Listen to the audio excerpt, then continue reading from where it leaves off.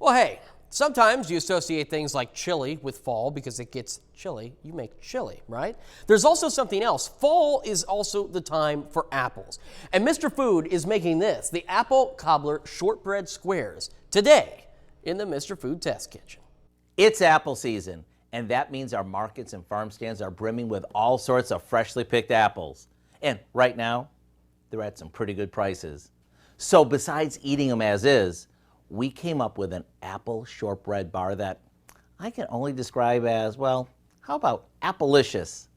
To make the shortbread crust, we beat together some butter, sugar, and a little vanilla. Once it's creamy, we add some flour and a bit of salt. This gets pressed into the bottom of an 8-inch square baking dish, and it gets baked for just a few minutes. While that's in the oven, we toss peeled and sliced apples with some sugar, flour, cinnamon, and a little nutmeg. On top of our baked crust goes a crumb mixture that we made by combining some brown sugar with flour and butter. The apples go over that before finishing it off with more of the crumb topping, and then we pop it back into the oven.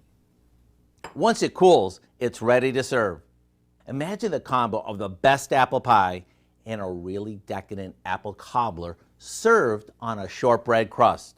To get the recipe for what we call our apple cobbler shortbread squares, simply visit our website.